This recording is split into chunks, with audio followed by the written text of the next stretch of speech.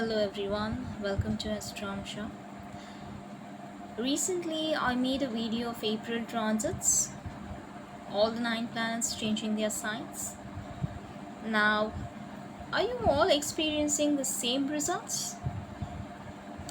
Will the transit, uh, just because all the transits are taking place, does that mean that you all will have the same results, same experiences? Let's say two people are Taurus Lagna, okay? So does that mean both the person will experience the same results? Think about it. Ironically, we judge people, their journey, thinking that we know better, okay? We offer advices and suggestions of what they should do, what they shouldn't do. Uh, while when it comes to ourselves, taking decisions, advising ourselves, we have no idea. We don't know what we should do in certain situations, in certain circumstances, because we don't judge ourselves, we judge others, but we forget that every journey is different, and journey is the result of our karmas. Okay, your journey is the result of your karmas, and everyone has different karmas. Based on our past karmas, planets align and chart is prepared. So, will two people with the same lagna experience the same results of a transit? No, right? So today we are going to discuss about how to judge a transit, how to analyze a transit, how to see the true impact of transits. Okay? Now if you are new to my channel, please subscribe my channel. It motivates me to create more such videos. If you have already subscribed, thank you so very much. Alright, so let's begin. Now, transits are not the only thing that you will experience it entirely, okay? We have to see the placement, dasha, ashtak varga, and a lot of other things to judge a particular period of time. Sometimes you may not even experience some planets transits impact, okay? Because transit is basically to know or pinpoint the exact timing of something, some event, okay, which has already been promised by other factors, okay. Other factors includes dasha. Dasha is very important, okay. Without dasha you cannot analyze anything, because it is the dasha that activates a particular significance, a particular house, okay. So dasha is very important. Now, unless and until dasha activates something or dasha is promising something, transit would cannot promise anything, okay. Transits are basically to pinpoint a certain time period, okay. Like, let's say you will get married in the month of May. We can see from the transits you can get married in the from 1st to 15th of May, or let's say from 1st to 15th of June. So this pinpointing of the exit time is what is why we analyze the transits, why the transits are used, and also annual predictions. Okay, if you're running through a particular dasha, then you'll have a major impact of that transits. But transit, it is not something that can be judged alone, okay.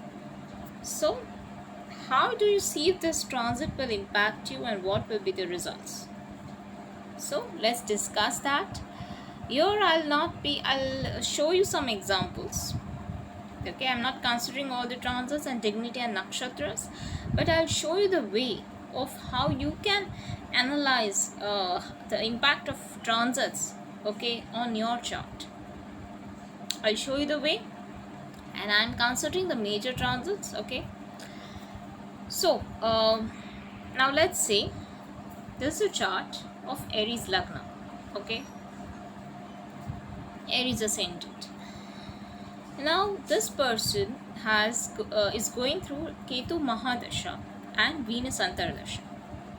How will this Rahu Ketu transit impact this person? Now for Aries, Ketu is currently transiting in Libra,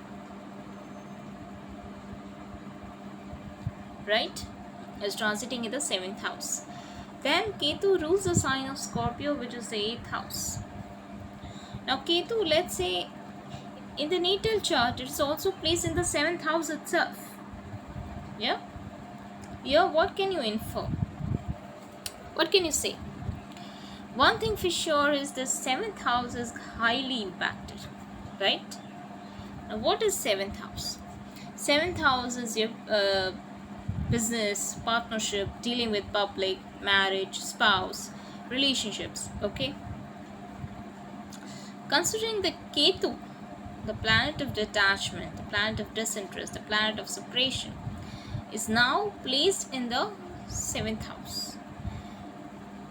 There can be some troubles in business, partnership, dealing with public, or marriage, or relationships during this transit, is what can we say. Okay, and it will also affect, if you're married, then it will also affect your spouse more than yourself, because that is transiting your 7th house, right?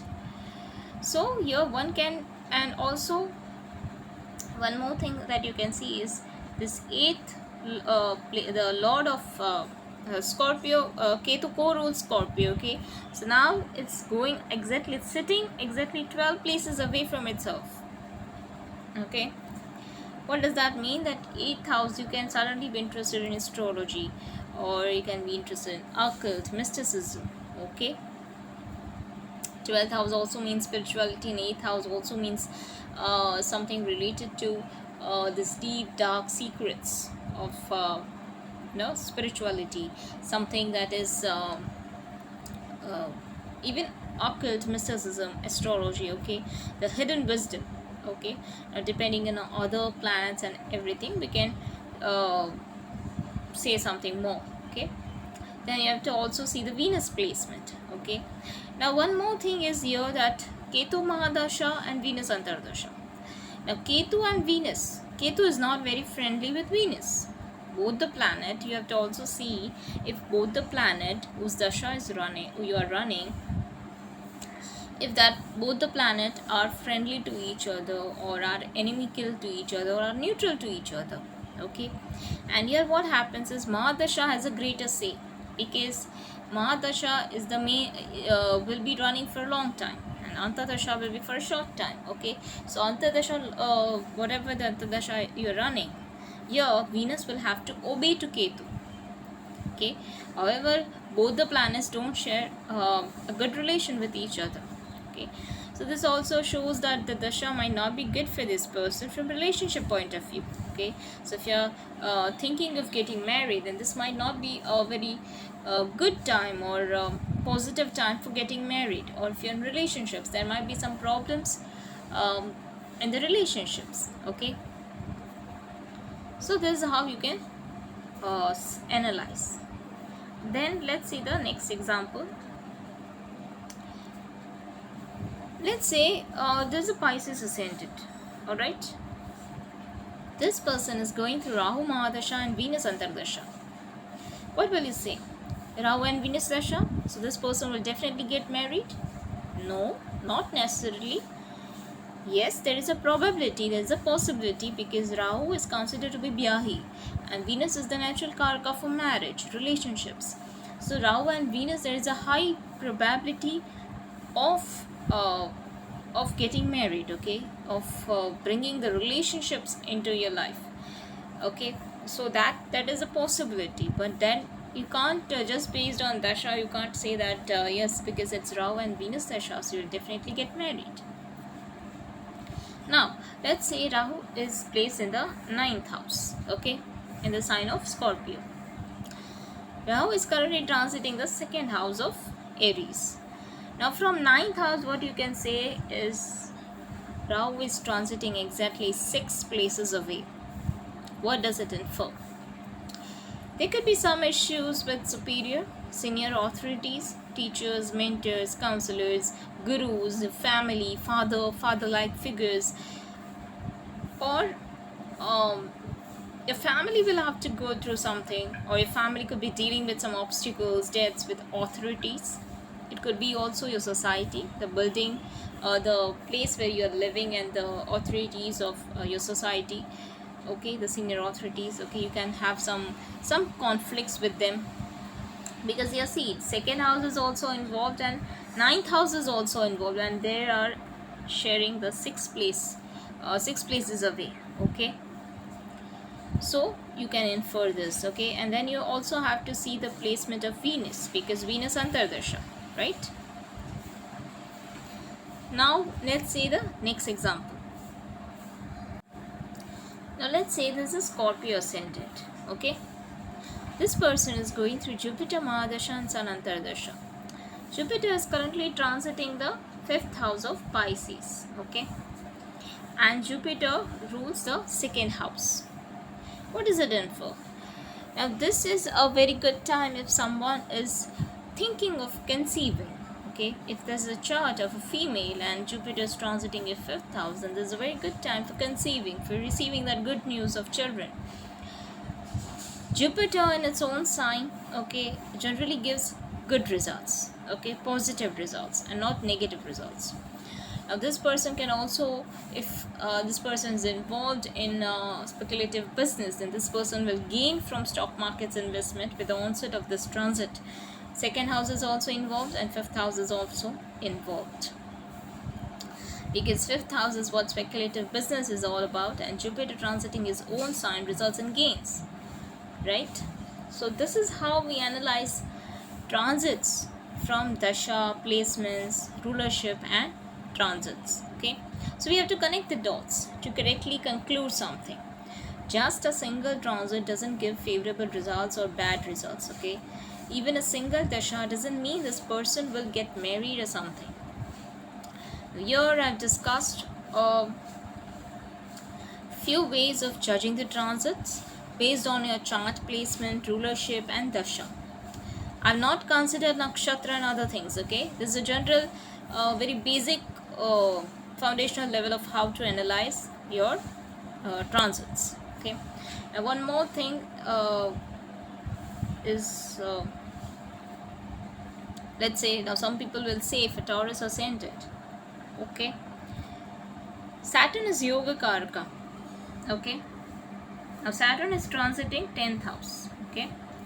Currently for 2 months, and then it will be transiting from June 2023 again into the 10th house, okay? So generally what people will say that Saturn is yoga karaka, so transiting in the 10th house will bring good results, but you cannot judge without confirming other things. Here Saturn, see, Taurus is a fixed sign, okay? So 9th house is considered to be badak, and Badakesh Saturn will not give good results, because Badakesh itself means blockage.